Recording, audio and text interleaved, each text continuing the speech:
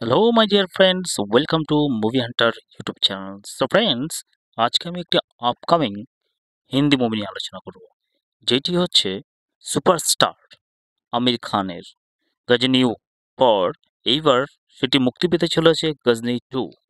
এই গজনী 2 মুভিটি অতি শীঘ্রই বা এর এখনও শুটিং নিয়ে যদিও সেরকম কোনো তো আলোচনা হয়নি, তবুও এটিতে এর স্বাভাবিক ট্রেলার প্রকাশ পাচ্ছে।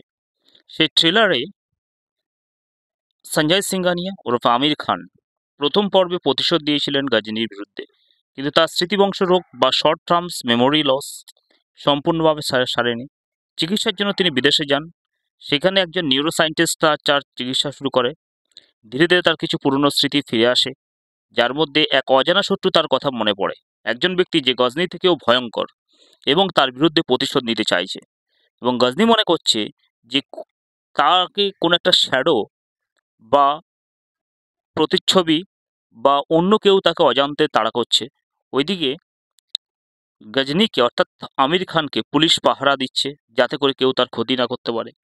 কিন্তু পুলিশ পাহারার জন্য তাকে কেউ হত্যা করতে পারছে না। তবে সে যে এটা উপলব্ধি করতে পারছে, তার পারসেপশন রয়েছে যে কেউ বা কোনো অজানা ব্যক্তি তাকে হত্যা করতে চাইছে। যাই হোক, এদিকে ভারতে ফিরে আসার পর তিনি লক্ষ্য করেন কল্যাণী নামে এক মেয়ের নারী চরিত্র জীবন একই রকম বিপদের মধ্যে রয়েছে, যেমনটা ছিল তার প্রেমিকা কল্পনার। ওরফে আশ্বিন সময় খুনিদের পিছনে লাগতে তিনি জানতে পারেন এটি একটি আন্তর্জাতিক অপরাধ চক্র, যারা তার অতীতের কোনো ঘটনার সাথে জড়িত। সঞ্জয় এবার প্রতিশোধের মিশনে নামে, কিন্তু তার সীমিত স্মৃতিশক্তি তাকে বারবার বাধা দেয়। তবুও তার স্মার্টনেস, ট্যাটু এবং নোটের সাহায্যে সে চক্রের মূল তাকে খুঁজে বের করার হয়তো চেষ্টা করবে।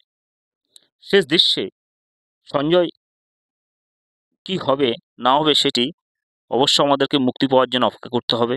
এবং সিনেমাটি, যদি এটি একটি ট্রেলার অল্পভাবে দেখানো হচ্ছে, এবং সেটি গজনীর পর গজনী 2 অর্থাৎ যেখানে তার স্মৃতিবংশ হয়েছে তারপরের গজনী 2 এর মধ্য দিয়ে পুরো দৃশ্যটিকে দেখানো হচ্ছে।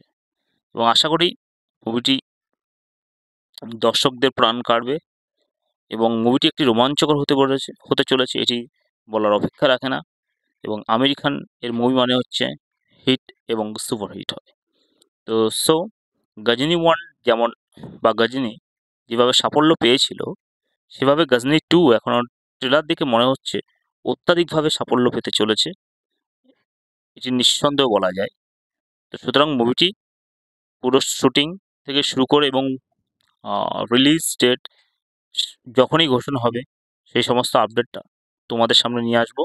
এবং এই মুভির যে একটা কল্পিত যে কথন, সেটি কেমন লাগলো সেটি কমেন্টস করে জানাবে।